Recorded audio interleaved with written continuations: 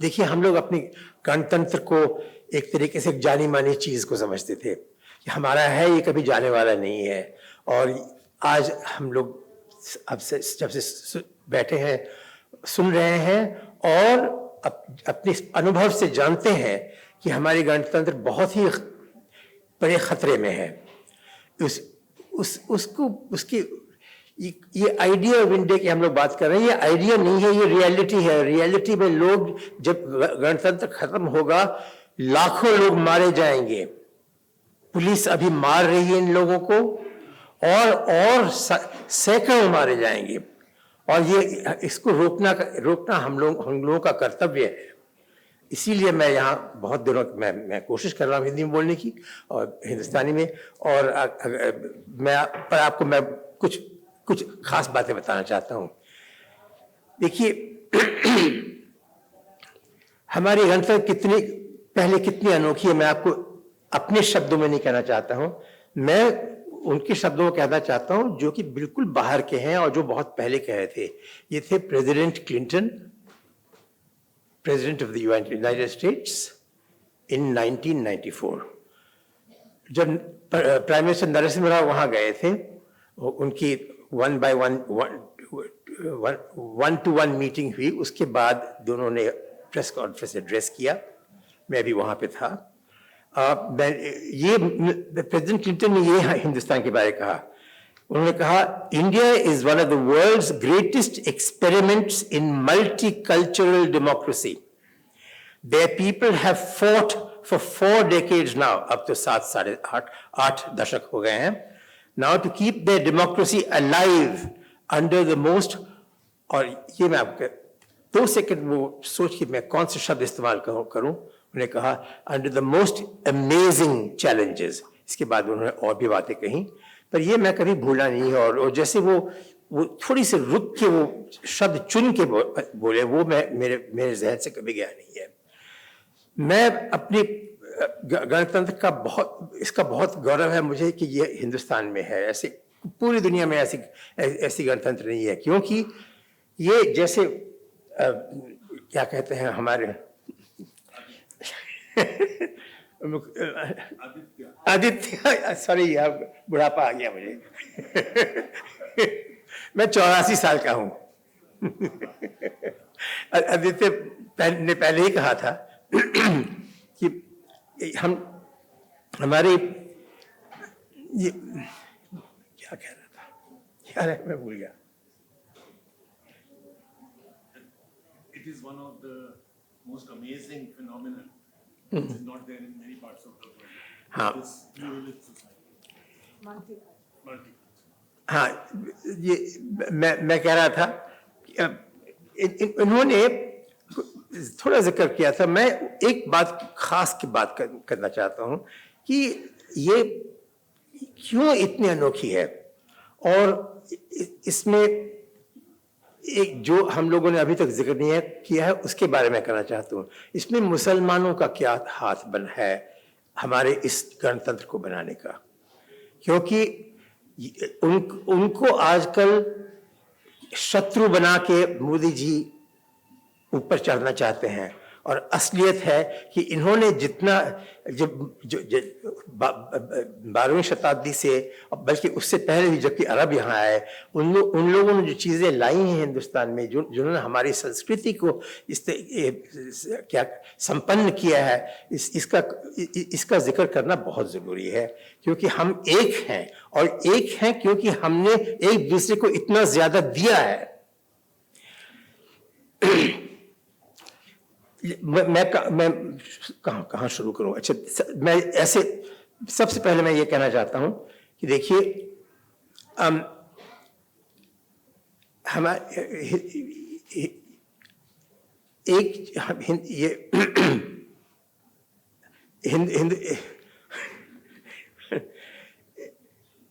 हिंदुस्तान ने, यार, this is a hell of a problem. Age. Huh? Shall I switch to English? Are you sure? All right.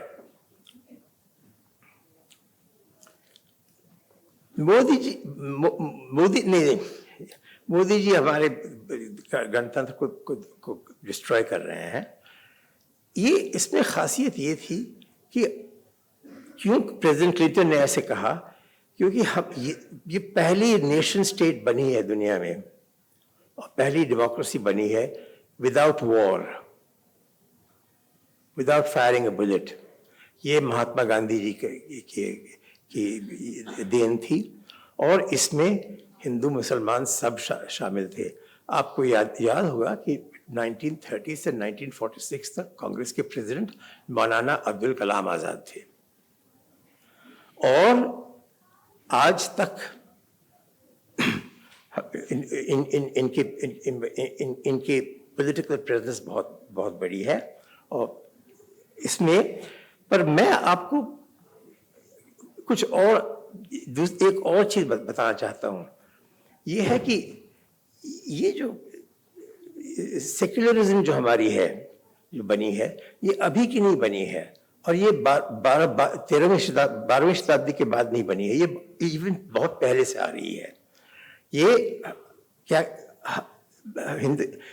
Hindustan में सबसे पहली civilisation थी हड़प्पन मोहनजोदारो वाली civilisation, the Indus valley civilisation, जो कि यहाँ पे 6000 साल पहले स्थापित हुई और 2000 साल तक वो बढ़ती गई और वो दिल्ली के उसका जो सबसे बड़े टाइम में वो दिल्ली से 60 किलोमीटर उत्तर की तरफ से काबुल और रेड सी तक फैली हुई थी।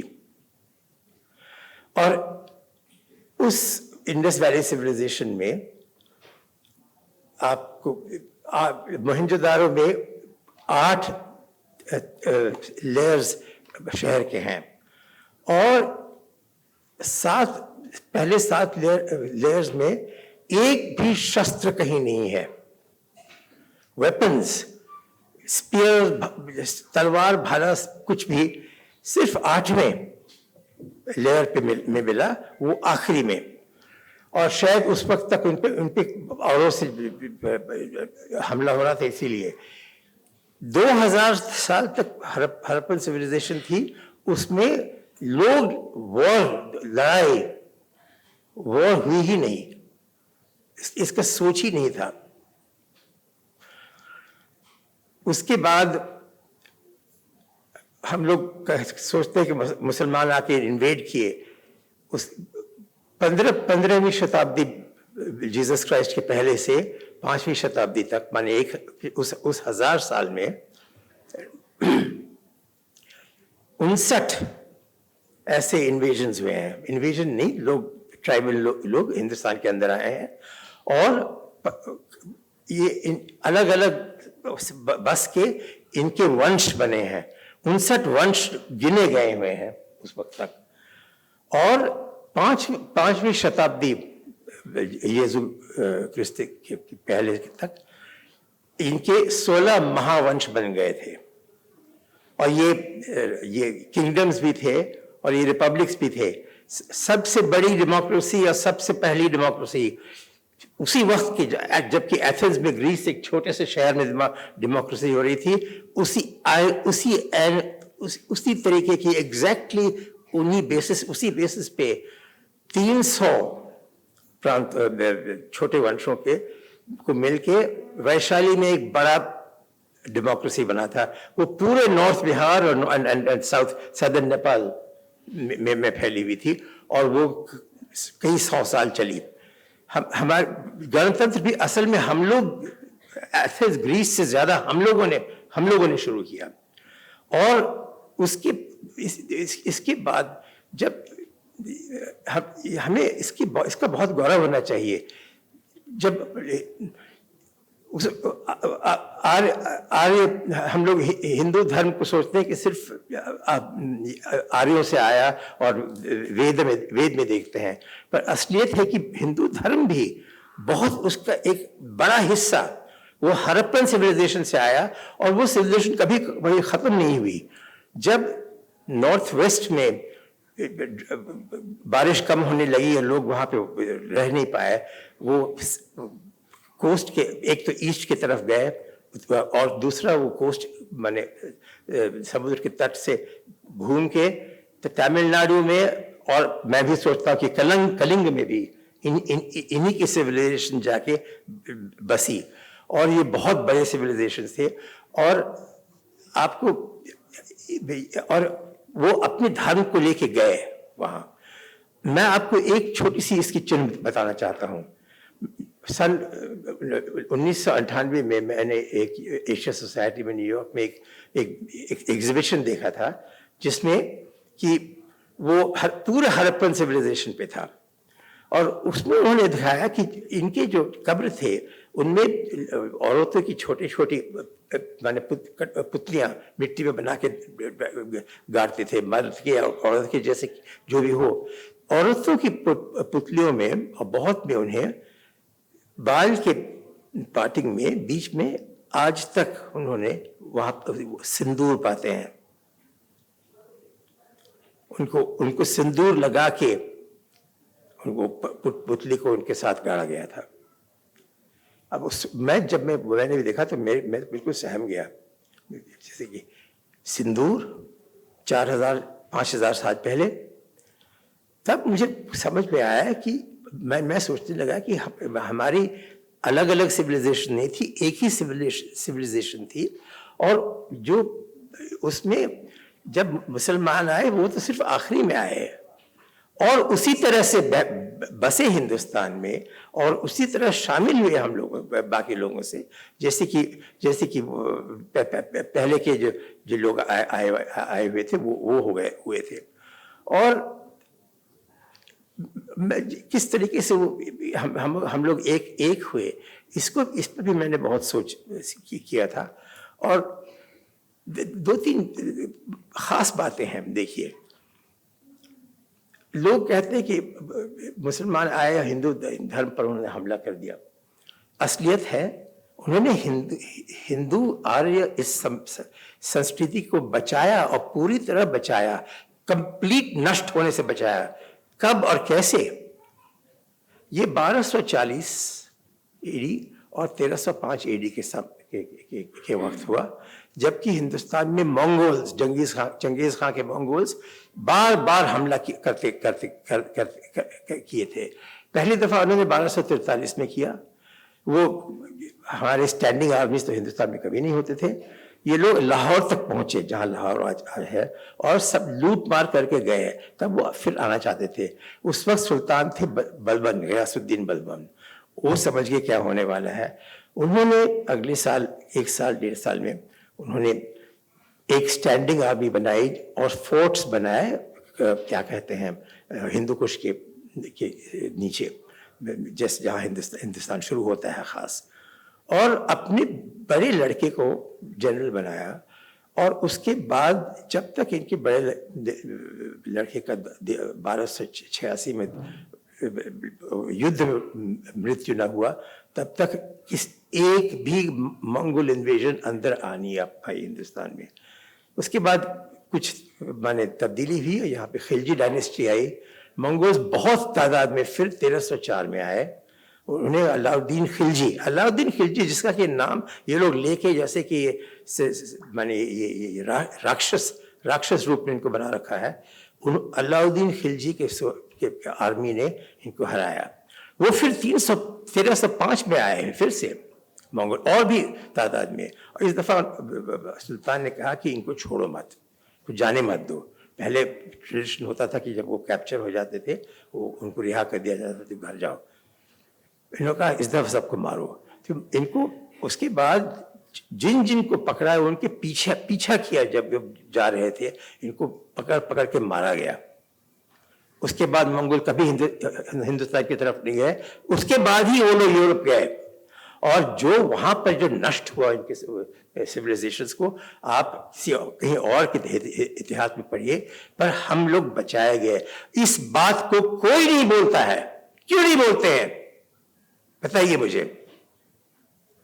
तब अभी पहले आपने शायद आपने बात किया था कि हमारी संस्कृति में, हमारे साहित्य में, हमारे गाने में, हम इन चीज़ों में कितना ज़्यादा ये मिलन का जो असर है वो कितने, ख्याल कहाँ से आया, ख्याल गायकी, आप बताइए। ये हुआ कैसे? सबसे बड़ी बात है कि ये आस्ते आस्ते हुआ। यहाँ पे लोग किसी, जब वो मुसलमान आए, वो किसी के मजहब को बदलने की कोशिश तक भी सोचे भी नहीं। इसका कंपैरिजन आप देखिए, जबकि ईसाई जेजुइट लोग सेंट्रल अमेरिका में पहुंचे, उन्होंने सबको क्रिश्चियनिटी में कन्वर्ट करना शुरू किया। जो नहीं मानते थे उनको मार डालते थे। बच्चों को, 1 साल से छोटे बच्चों को, उनका पहले सर फोड़ते थे, पहले उनके ऊपर बैप्टिज्म करते थे, सर फोड़ते थे, कहते थे हम ये बिल्कुल मासूम बच्चा है, इसको करप्ट होने के पहले हम इसके सोल को जीसस क्राइस्ट के पास भेज रहे हैं। और 100 साल में स्पेनिश लोगों ने सेंट्रल अमेरिका के 2 सिविलाइजेशंस, इंका और माया सिविलाइजेशन को पूरा बर्बाद कर दिया। उनकी पॉपुलेशन 100 साल में 90% से गिरी। 100 साल में 90% लोग गायब हो गए। यह है असलियत। और यहां क्या देखते हैं आप, पहले ही सल्तनत से वो लोग, एक तो उनकी एडमिनिस्ट्रेशन में तो उनको कुछ पता ही नहीं था, वो सब हिंदू ही राजपूत थे। आर्मी में राजपूत थे, मुगल आर्मी में 3/4 तो राजपूत थे। और ये इतना ही नहीं, पर अगर आप देखें किसने इसको किया, सबसे बड़ा इसमें हाथ था बादशाह अकबर का। अकबर सिर्फ एक राजपूत दुल्हन से शादी नहीं किए, 7 से किया उन्होंने। और भी उनके कॉन्क्यूबाइंस थे। वो राजस्थानी सीखे, वो राजस्थानी गाना सीखे, वो राजस्थानी डांस सीखे, वो डांस करते थे अकबर। और अब जैसे वो बुजुर्ग हुए और वो सोच रहे थे हिंदुस्तान में क्या ये इसको उस वक्त के सबसे बड़ी शासन, सबसे अमीर शासन मुगल शासन थी, इसको कैसे हम और जोड़ें। उन्होंने इबादत खाने में लोग और पूरे दुनिया के सब मजहबों को, ईसाइयों को भी बुलाया। और उनके सालों बात करने के बाद उन्होंने दीन इलाही लिखवा के उन्होंने ऐलान किया उसका। दीन इलाही को अगर आप इंसाइक्लोपीडिया ब्रिटानिका में देखेंगे तो वो लोग क्या 2 लाइन में खत्म कर देते हैं। कहते हैं a religion founded by a powerful emperor which had a total of 19 disciples, full stop. That is दीन इलाही। असल में दीन इलाही में it was a code, detailed code of conduct।